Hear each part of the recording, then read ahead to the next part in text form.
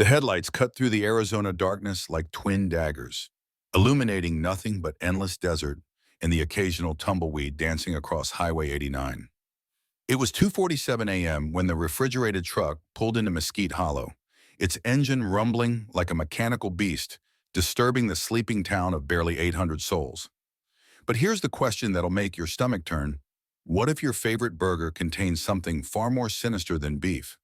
The meat you've been craving, the protein you've been consuming, might have come from a source so horrifying that it would change how you look at every restaurant, every butcher shop, every meal for the rest of your life. Tonight, we're diving into a story that will make you question everything you thought you knew about the food industry. A story that begins in this forgotten corner of Arizona, where the desert keeps its secrets buried deep. Mesquite Hollow isn't the kind of place you stumble upon by accident. Nestled between towering red rock formations and endless stretches of Sonoran desert, this tiny Arizona community exists in isolation that breeds both intimacy and paranoia. The nearest major city lies 180 miles away, connected only by a two-lane highway that seems to stretch into infinity. Here, everyone knows everyone else's business, or thinks they do. The local diner serves the same five families every morning at 6 a.m. sharp. The gas station doubles as the town's unofficial gossip center. Mrs. Henderson still leaves her front door unlocked, and kids ride their bikes until well past sunset without a care in the world. But isolation has a way of warping reality. When you're cut off from the outside world, when your nearest neighbor might be miles away, when the desert wind carries sounds that make you question your own sanity, that's when ordinary people start doing extraordinary things, terrible things. And in Mesquite Hollow, terrible things have a way of staying buried. You see, in a place like Mesquite Hollow, survival depends on trust. When the nearest hospital is 2 hours away, when cell phone towers are sparse, when a flash flood can cut you off from civilization for days, you rely on your neighbors. You share resources, watch each other's backs, and keep each other's secrets. But when those secrets become too dark to bear, when the very people you trust with your life are hiding something that could destroy everything you believe about human nature, the foundation of community begins to crack. The residents of Mesquite Hollow learn to look the other way. They learn that some questions shouldn't be asked. They learn that the monthly meat deliveries to the local establishments weren't really worth investigating, even when the timing seemed odd, even when the packaging looked different, even when the taste seemed unusual. Tell me in the comments if you've ever lived in a small town where everyone knew everyone. That unspoken pressure to stay quiet about things that didn't seem right can lead people down paths they never imagined possible.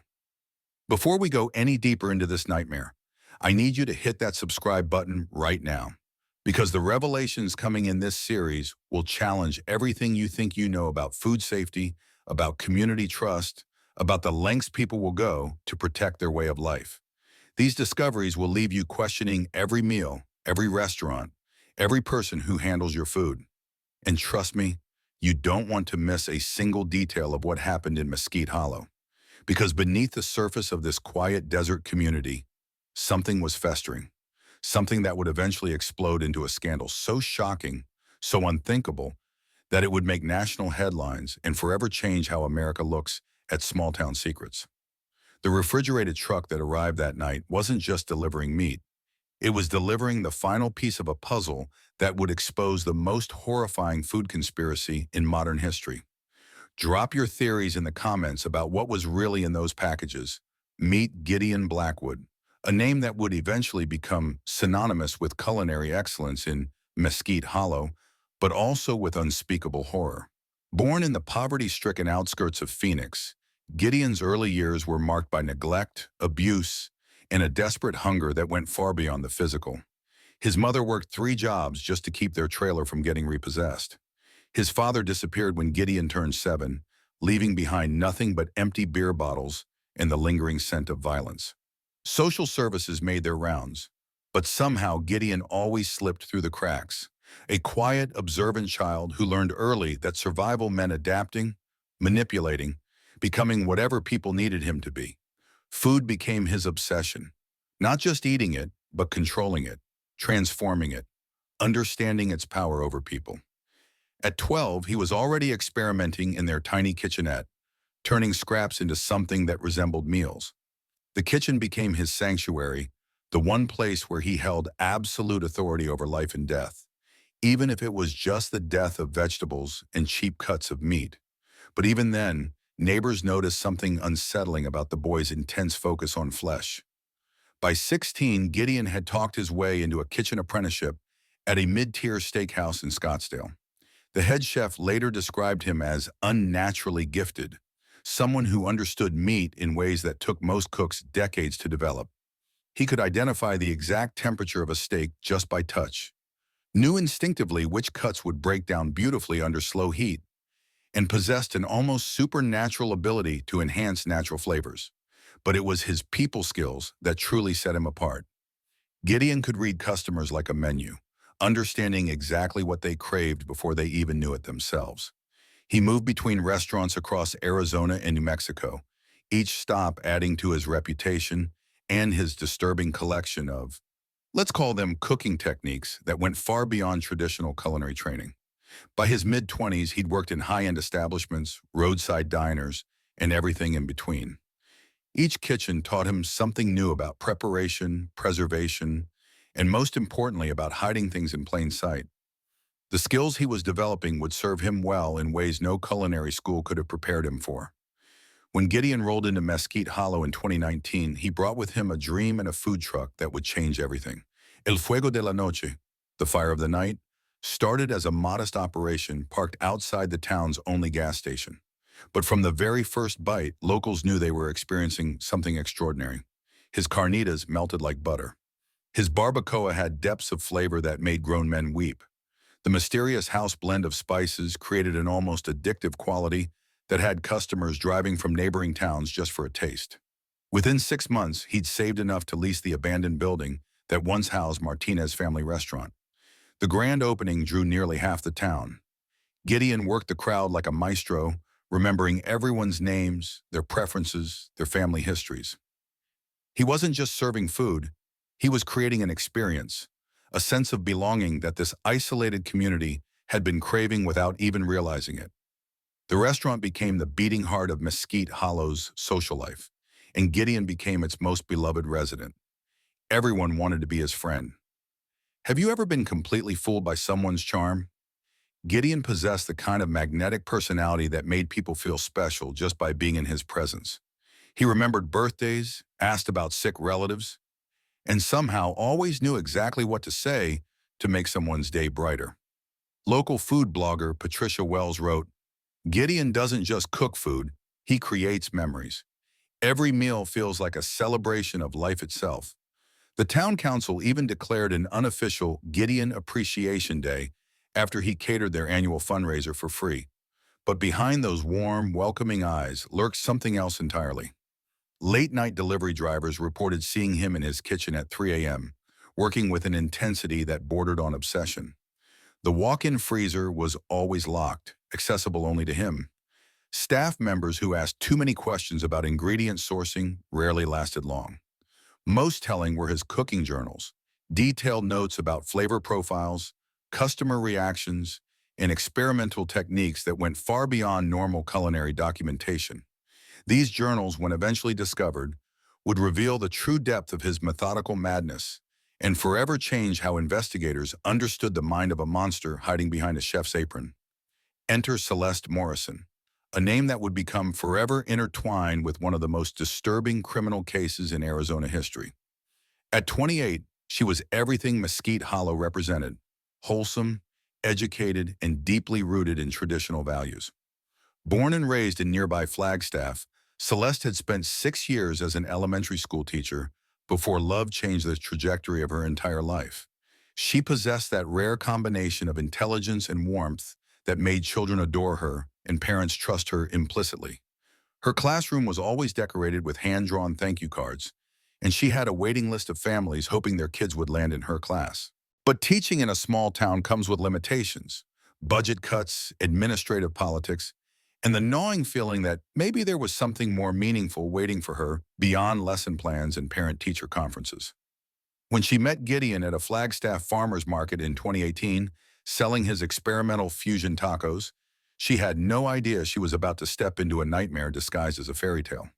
Their romance unfolded like something from a storybook. Gideon would drive 2 hours every weekend just to take Celeste to dinner, always somewhere new, always insisting she try his latest culinary experiments. He spoke passionately about opening his own restaurant, about creating a place where food brought people together, where every meal told a story. Celeste found herself captivated not just by his cooking, but by his vision. Here was a man who understood that food was more than sustenance. It was connection, culture, love itself. When he proposed 6 months later with a ring he'd saved for by working double shifts, she didn't hesitate to say yes. Their wedding in the spring of 2019 was the social event of the year in both Flagstaff and Mesquite Hollow. Gideon catered it himself, naturally, creating a 7-course feast that had guests talking for months. Celeste quit her teaching position and moved to Mesquite Hollow, ready to build their dream together. Have you ever made a life-changing decision based purely on love? Sometimes the heart leads us down paths our minds would never choose. As El Fuego de la Noche flourished, so did the Blackwood's reputation as Mesquite Hollow's golden couple. Celeste threw herself into supporting her husband's career with the same dedication she'd once brought to teaching. She managed the books, handled customer relations, and even learned to work the front of house during busy nights. The community embraced her completely. She organized charity drives, taught cooking classes at the community center, and became the unofficial welcome wagon for new residents. Local newspapers featured them as entrepreneurs to watch, praising their commitment to bringing fine dining to rural Arizona. But Celeste's greatest contribution might have been her ability to humanize Gideon's sometimes intense personality. When his perfectionism in the kitchen bordered on obsessive, she was there with a gentle touch and calming presence. When customers complained about wait times, her warm smile and complimentary appetizers smoothed over any frustration. Together, they seemed unstoppable, the perfect partnership of talent and grace that small towns dream of producing. But perfection, especially in small towns, often masks deeper truths. The first crack appeared so small that Celeste almost missed it entirely. It was the way Gideon started locking the walk-in freezer, claiming he needed to protect his proprietary ingredients from competitors. Then came the late-night deliveries that he insisted on handling alone, always when she was asleep or out of town visiting family. Most unsettling were the changes in his cooking style. The flavors grew more complex, more addictive, but also somehow darker. Regular customers began requesting specific dishes with an urgency that bordered on desperation. The meat seemed different too, richer, more tender, with a taste that lingered long after the meal ended. When Celeste asked about the new suppliers, Gideon would deflect, with jokes or kisses, changing the subject so smoothly she barely noticed. But late at night, lying in bed next to her sleeping husband, she couldn't shake the feeling that something fundamental had shifted in their perfect little world. What would you do if the person you trusted most started keeping secrets? Sometimes ignorance isn't just bliss, it's survival. The first sign something was wrong came through Celeste's nose. It was late October 2020, and she'd returned early from visiting her sister in Phoenix to find a smell permeating their home that she couldn't quite identify. Not the usual aroma of Gideon's experimental cooking, but something metallic, organic, and deeply unsettling. When she asked about it, Gideon claimed he'd been testing a new curing process for specialty meats. "You know how these old buildings hold odors," he said, opening windows and lighting candles with practiced ease. But the smell lingered in her memory long after it faded from the air. Then came the financial irregularities. As the restaurant's bookkeeper, Celeste noticed massive cash purchases from suppliers she'd never heard of. When she tried to contact them, phone numbers led to disconnected lines or businesses that claimed no knowledge of any transactions with El Fuego de la Noche. The inventory reports made even less sense. According to their records, they were serving twice as much meat as they were purchasing from legitimate suppliers. When Celeste raised this discrepancy, Gideon explained it away with talk of bulk purchasing deals and private arrangements with local ranchers. But her teacher's mind, trained to spot inconsistencies in student behavior, began cataloging every odd detail, every deflection, every moment when her husband's explanations didn't quite add up. Celeste's years as an educator had taught her to recognize patterns, to notice when stories didn't align, to trust her instincts when something felt fundamentally wrong. And everything about Gideon's recent behavior screamed that something was very, very wrong. She began her investigation the way she'd approach any complex problem, methodically, quietly, and with the patience of someone accustomed to uncovering truth. Late at night while Gideon slept, she would review receipts, cross-reference supplier information, and document every inconsistency she found. The paper trail led to more questions than answers. Cash withdrawals of $3,000 to $5,000 appeared weekly, always on days when she was away from the restaurant. Phone records showed calls to numbers registered to individuals with criminal backgrounds, information she discovered through careful internet searches during her lunch breaks. But it was Gideon's behavior that truly alarmed her. The man who once shared every culinary triumph and failure now guarded his kitchen like a fortress. He installed new locks, claimed certain areas were off-limits for health department compliance, and flew into uncharacteristic rages when she asked simple questions about menu changes. What would you do if your spouse started acting strangely? If the person you trusted most suddenly became secretive, defensive, and almost unrecognizable? Most of us want to believe there's a reasonable explanation. We tell ourselves it's work stress, financial pressure, anything but the unthinkable truth.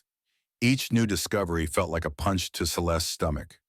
Security camera footage from neighboring businesses showed unmarked vehicles arriving at their restaurant at 2 a.m., long after closing time. Credit card records revealed purchases of industrial-grade bone saws, commercial meat grinders, and chemical preservatives that had no place in any legitimate kitchen operation. The most damning evidence came from their home computer. While Gideon showered one evening, Celeste discovered deleted browser history that made her blood run cold. Searches for body disposal methods, meat processing techniques, and avoiding food safety inspections painted a picture so horrifying she could barely process it. But perhaps the most disturbing revelation was how easily he'd been hiding it all. The charming husband who brought her coffee every morning, who still kissed her goodbye with apparent genuine affection, who spoke passionately about their future together. This same man was capable of deception on a scale that challenged everything she believed about human nature. The internal war between love and logic nearly destroyed her. How do you reconcile the person you married with evidence suggesting that they might be a monster? How do you sleep next to someone when every instinct screams that they're dangerous? How do you continue pretending everything is normal when your entire world has shifted on its axis? For weeks, Celeste existed in a state of suspended disbelief, hoping against hope that she was wrong, that there was some explanation that would restore her faith in the man she'd pledged to love forever. The breaking point came on a frigid December night when Celeste couldn't sleep. She'd been lying awake for hours, listening to Gideon's peaceful breathing beside her, when she heard sounds from the restaurant below their apartment. Footsteps, the clang of metal, the unmistakable hum of industrial equipment. But according to Gideon, he was fast asleep. According to their schedule, the restaurant had been closed for hours. Something inside Celeste snapped. The fear, the uncertainty, the months of mounting suspicion crystallized into a singular moment of clarity. She had to know. Whatever the cost to her marriage, her safety, or her sanity, she had to know what was happening in her own restaurant. Moving with the stealth of someone whose life might depend on remaining silent, she slipped out of bed and crept toward the staircase that connected their apartment to the restaurant below. Each step felt like crossing a threshold from which there would be no return. Her hand trembled as she reached for the door handle that would take her into the kitchen, the place where she'd watched her husband create magic for 2 years, where they'd shared countless intimate moments planning their future together. Have you ever stood at a moment where you knew that opening one door would close another forever? Where discovering the truth would destroy the very foundation of your life? That's exactly where Celeste found herself, one heartbeat away from uncovering a horror that would haunt her for the rest of her days. The floorboards beneath Celeste's bare feet seemed to amplify every creak as she descended the narrow staircase. Her heart hammered so loudly she was certain Gideon would hear it from wherever he was working below. The sounds grew clearer with each step, metal against metal, the whir of machinery, and something else that made her stomach clench with dread. The restaurant's main dining area lay in darkness, chairs stacked on tables like silent sentinels. But light leaked from beneath the kitchen door, accompanied by sounds that had no place in any legitimate food operation. Celeste pressed herself against the wall, trying to steady her breathing as she approached the source of the disturbance. Through the crack beneath the door, she could see Gideon's shadow moving with methodical precision. But he wasn't alone. Another figure, someone she didn't recognize, was helping him carry something heavy toward the back of the kitchen, toward the basement door that she'd never seen unlocked in all their time together. The basement. Of course. The one area of their restaurant that Gideon claimed was just storage space, too dangerous for her to explore because of unstable flooring and electrical hazards. The same basement that required industrial-strength locks and had been declared permanently off-limits. As the two figures disappeared down those basement stairs, Celeste made a decision that would haunt her forever.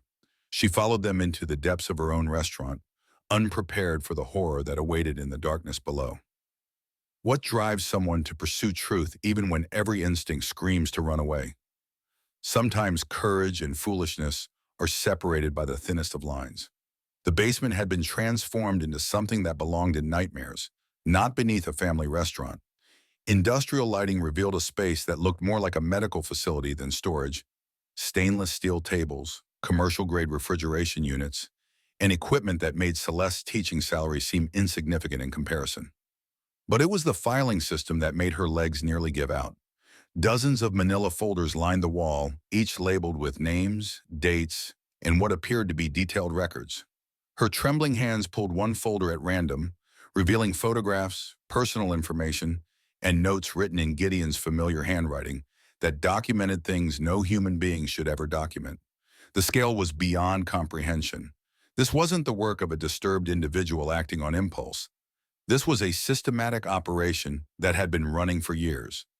The folders dated back to long before Gideon had arrived in Mesquite Hollow, suggesting a mobile enterprise that had found its perfect home in their isolated desert community. Personal effects filled labeled containers along one wall. Jewelry, wallets, identification cards, keys, the remnants of lives that had ended in this basement laboratory. Each item represented someone's child, parent, sibling, friend, someone who had trusted the wrong person at the wrong moment.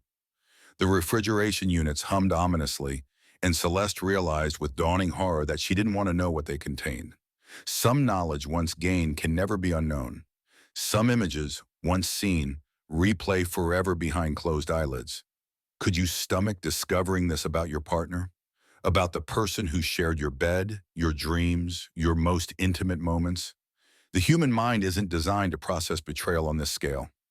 Operating on pure adrenaline and the methodical training of her teaching background, Celeste began documenting everything. Her phone's camera captured folder after folder, each photograph a piece of evidence that would eventually bring justice to families who deserved answers about their missing loved ones. But with each photo, each horrifying detail, something inside her began to fracture.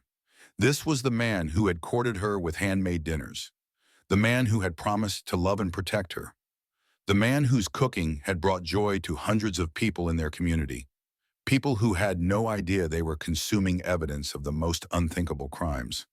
The betrayal cut deeper than the horror. Every kiss had been a lie. Every "I love you" had come from the mouth of someone capable of systematic murder. Every meal they'd shared, every intimate moment, every plan for their future together, all of it contaminated by the truth of what he really was. Her hands shook so violently she could barely hold the phone steady. Tears blurred her vision as she tried to process the impossible reality that her husband wasn't just a killer. He was something far worse. Someone who had turned murder into a business model, who had found a way to profit from the most heinous acts imaginable. The woman who had entered that basement was gone forever. In her place stood someone who would never again trust her own judgment, never again believe in the fundamental goodness of people, never again feel safe in her own skin. How does the human psyche survive the complete annihilation of everything it once believed to be true? 23 minutes. That's how long Celeste spent in that basement of horrors before hearing footsteps on the stairs above. 23 minutes that contained enough evidence to put Gideon away forever, but also enough trauma to destroy her own life in the process. She had a choice: pretend she'd never seen any of it, return to bed, and continue living the lie that had become her marriage. Or take the evidence to authorities and watch her entire world explode into a media circus that would forever define her as the cannibal's wife. But as she stared at those files, at the faces of people who would never return home to their families, the choice became clear. Justice demanded courage, even when that courage would cost her everything she'd ever wanted. The phone call to the FBI happened at 4:17 a.m. from a gas station parking lot 12 miles from Mesquite Hollow. Celeste's voice was barely a whisper as she reported what she'd discovered, knowing that, with each word, she was signing the death certificate of her old life. By dawn, federal agents would swarm El Fuego de la Noche. By noon, Gideon would be in custody. By evening, the national media would descend on their quiet desert town like vultures. But here's what I need to know from you. How would you handle discovering that your life partner was capable of unthinkable evil? Would you have the strength to turn them in, knowing it would destroy your own life in the process? Would you choose justice over self-preservation? Drop your thoughts in the comments. Sometimes the most important conversations happen when we're forced to examine what we'd really do in an impossible situation. Hit that subscribe button because this story is far from over. The confrontation happened in their kitchen at 2:43 a.m., under the harsh fluorescent lights that had witnessed so many happy moments in their marriage. Celeste stood in the doorway, phone in hand, evidence of Gideon's monstrous operation displayed on the screen like accusations waiting to be heard. "I know what you've been doing," she whispered, her voice barely audible over the hum of the industrial refrigerators. "I've seen the basement. I've seen the files. I've seen everything." Gideon didn't even look up from the prep station where he was methodically sharpening knives. For a moment, Celeste wondered if he'd heard her at all. Then slowly, that familiar smile spread across his face. The same warm expression that had won over an entire community, that had made her fall in love, that had convinced everyone he was their beloved neighborhood chef. But now she could see what she'd missed before. The smile never reached his eyes. Those dark pupils remained cold, calculating, utterly devoid of the warmth that should accompany such an expression. How had she lived with this man for years without noticing that fundamental absence of humanity? "You've been busy tonight," he said finally, setting down his knife with practiced precision. "I wondered when your curiosity would get the better of you. Teachers always were too inquisitive for their own good." The casual tone, as though that they were discussing weekend plans rather than mass murder, sent ice through Celeste's veins. This wasn't surprise or denial. This was the response of someone who had been expecting this moment. What happened next would replay in Celeste's nightmares for the rest of her life. The man she had married, the charming, passionate chef who had wooed her with romantic dinners and dreams of building a life together, simply ceased to exist.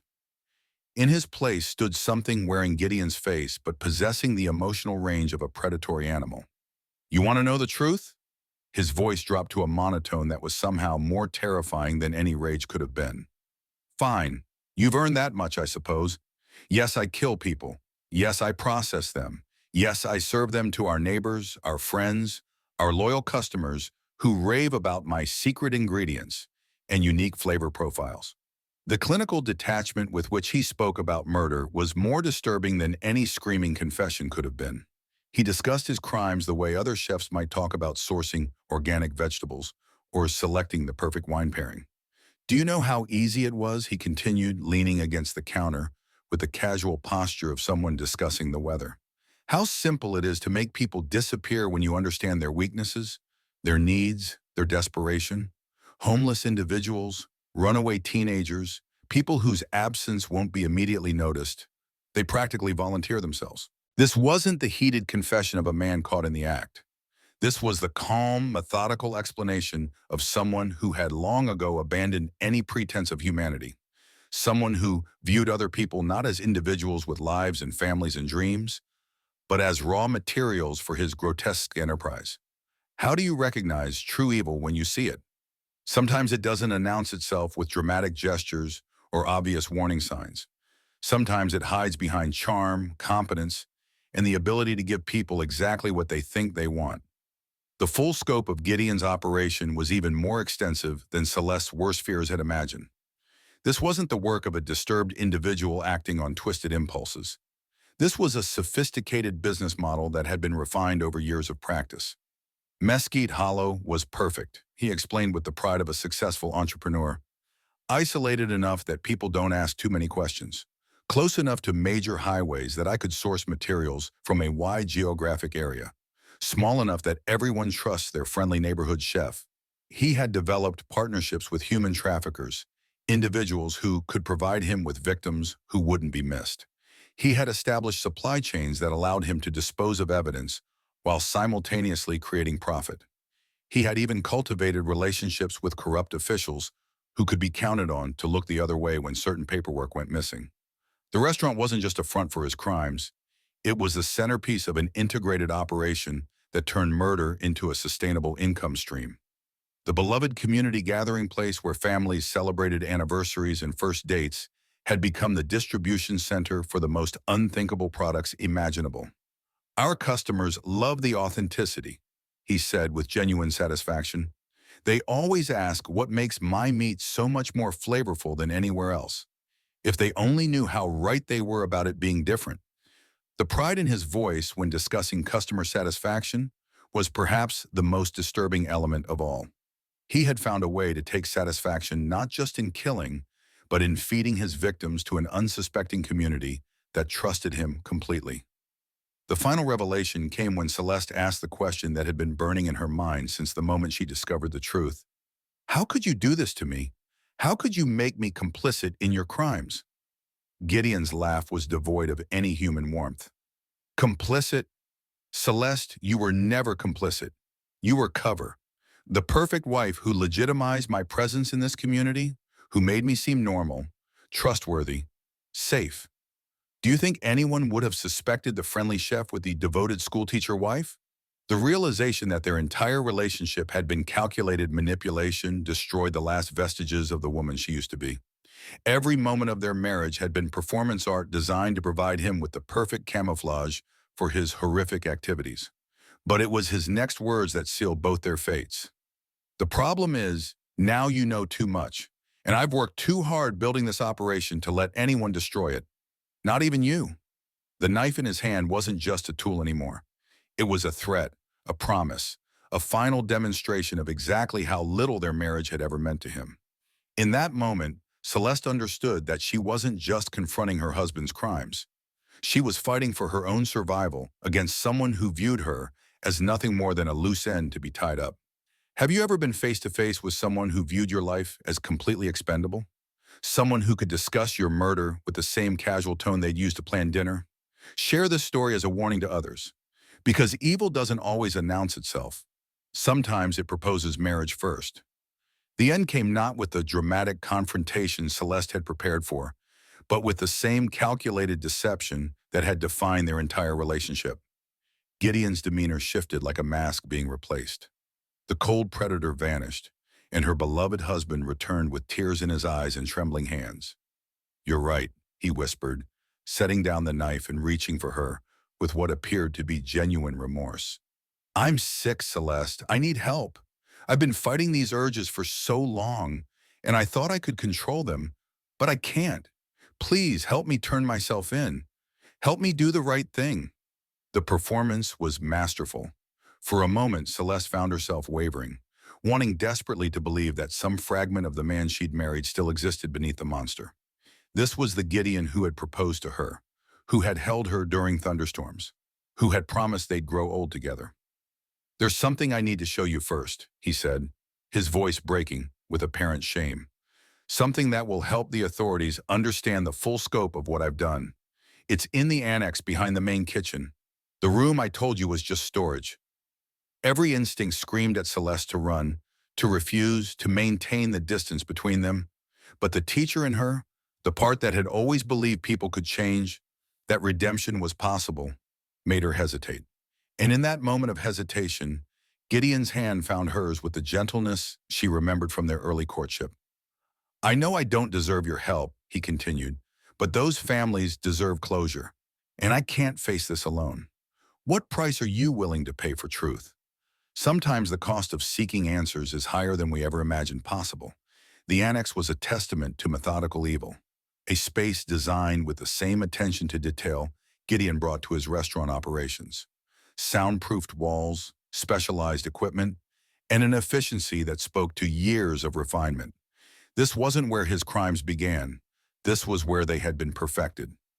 The moment they crossed the threshold, the last vestiges of Gideon's performance fell away. The door lock engaged with a finality that seemed to echo in the sterile space.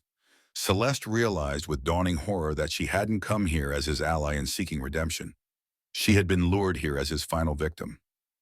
"I really am sorry," he said, and for the first time his apology seemed genuine. "Not for what I've done. I stopped feeling guilt about that years ago. But sorry that you couldn't just accept the life I gave you. You were happy, weren't you? Before you knew?" The question hung in the air like a philosophical riddle with no good answer. Had her happiness been real if it was built on such horrific foundations? Did ignorance truly constitute bliss when that ignorance enabled such monstrous acts? Her desperate attempts to reason with him, to appeal to whatever humanity might still exist, fell on ears that had long ago stopped hearing the value of human life. The man she had loved was truly gone, if he had ever existed at all. In his place stood someone who viewed her final moments as simply another problem to be solved with the same methodical approach he brought to everything else. The betrayal was complete, not just of their marriage vows, but of every fundamental assumption about human nature that had allowed her to function in the world. What happened in that annex would never be fully known. The physical evidence told a story of struggle, of desperate attempts at escape, of a woman fighting for her life against someone who had planned every detail of her demise. But the psychological dimensions, the final conversations, the last moments of recognition, the ultimate realization of how completely she had been deceived, those secrets died with Celeste. Gideon's cover-up demonstrated the same meticulous planning that had allowed him to operate undetected for years. Celeste's disappearance was staged to look like a woman fleeing an unbearable discovery. Her car was found at the Phoenix airport with her purse and identification intact, suggesting she had chosen to start a new life, rather than face the scandal of her husband's crimes.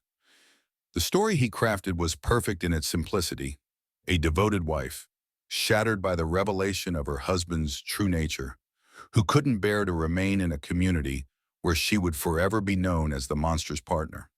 He even produced text messages she had supposedly sent, expressing her intention to disappear and start over somewhere no one knew her name. The community, already reeling from the revelation of Gideon's crimes, accepted this narrative with the kind of relief that comes from having a painful truth wrapped in understandable packaging. It was easier to believe that Celeste had chosen exile over facing the consequences of her association with evil. But Gideon's most horrifying achievement was maintaining his operation even after her death.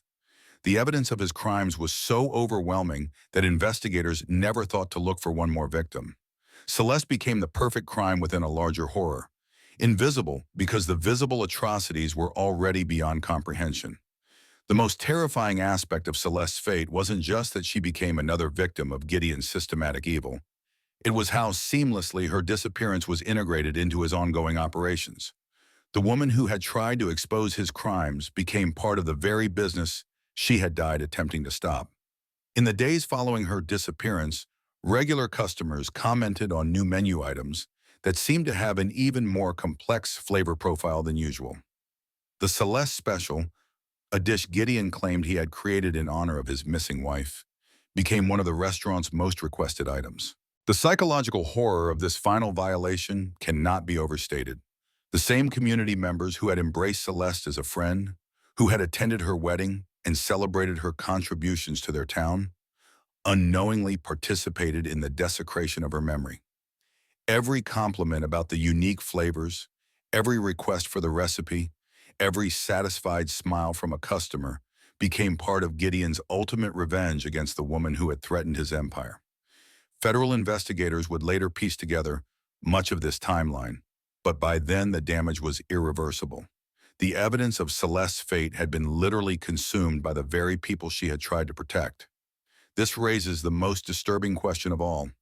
How many other disappeared individuals had met similar fates? How many missing person cases represented not escapes or accidents, but systematic elimination by someone who had turned murder into a sustainable business model. What price are you willing to pay for truth? Celeste paid the ultimate price, and her sacrifice ultimately led to justice for dozens of other victims. But knowing that justice would come could never have comforted her in those final moments when she realized that her love, her trust, and her life had all been nothing more than ingredients in someone else's recipe for evil. Sometimes the cost of standing up to monsters is becoming their final victim. The first crack in Gideon's carefully constructed facade came from the most unexpected source: a mother's love. When 23-year-old Marcus Rivera failed to return home from his cross-country road trip, his mother Sarah didn't just file a missing person report. She drove 12 hours to Mesquite Hollow herself, demanding answers. But here's what chills me to the bone. She specifically remembered Marcus mentioning that famous barbecue place everyone talks about online. Sheriff Tom Addison had been Mesquite Hollow's lawman for 15 years. He'd seen his share of missing persons cases, but something about Sarah Rivera's desperation struck him differently. Maybe it was her certainty that Marcus would never just disappear. Or maybe it was the way she described finding his abandoned car just 3 miles from Gideon's pit stop. But what really got Addison's attention? Marcus was the third person reported missing along that same stretch of highway in 8 months. Think about this for a moment, listeners. How many times have you stopped at a roadside restaurant during a long drive? How many times have you trusted a stranger's recommendation online? How many times have you been completely alone, miles from anyone who knows where you are? The investigation began quietly. Addison couldn't just storm into the town's most beloved establishment without cause. So he started small, reviewing security footage from nearby gas stations, interviewing the last people to see the missing travelers. That's when the pattern emerged. Every missing person had made their final documented stop at Gideon's pit stop. Every single one had raved about the food online before vanishing, and every single one had been traveling alone. The breakthrough came when Addison obtained a warrant to search the restaurant's financial records.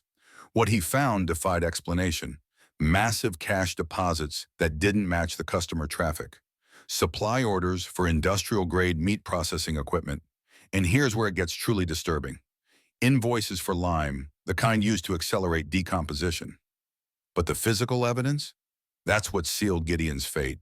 Hidden behind a false wall in the restaurant's basement, investigators discovered a secondary preparation area, industrial grinders, bone saws, and a freezer system that could process, well, let's just say it wasn't designed for conventional livestock. The ledgers told the complete story. Gideon hadn't just been operating a restaurant. He'd been running a disposal service for criminal organizations across 3 states. Bodies came in. Special meat went out to unknowing distributors. The perfect laundering operation disguised as small-town hospitality. When news broke, Mesquite Hollow didn't just lose its favorite restaurant. It lost its soul. Neighbors questioned neighbors. Longtime residents wondered how they'd missed the signs. Property values plummeted overnight as people fled what the media dubbed the cannibal town. But here's what haunts me most about this case. The community's complicity wasn't malicious. It was willful ignorance. Too many people made too much money from Gideon's success to ask uncomfortable questions. Gideon Morrison was arrested on 17 counts of murder, conspiracy, and operating a criminal enterprise. The investigation revealed connections to organized crime families in Chicago, New York, and Los Angeles. What started as a missing person case exposed a network that had been operating for over a decade. During his trial, prosecutors estimated that over 200 victims had been processed through Gideon's operation. Most were never identified. Most families never got closure. Gideon never confessed, never showed remorse. When asked why he did it, his only response was chilling in its simplicity. Business is business. Today, Mesquite Hollow is a ghost town. The restaurant sits abandoned, its cheerful yellow sign now faded and bullet-riddled. Sometimes locals claim they still smell barbecue smoke on quiet nights. But that's impossible, isn't it? This story disturbed you? Good. Truth should disturb us. Subscribe now for more shocking true crime investigations that expose the darkness hiding in plain sight. Because the scariest monsters? They're the ones serving you dinner with a smile. Celeste Martinez died because she refused to look away. Today, a small memorial stands where her body was found, wilted flowers and faded photographs left by strangers who never knew her name but understand her sacrifice. She represents something we desperately need more of, the courage to question what everyone else accepts. Think about Gideon's success. The warning signs were always there.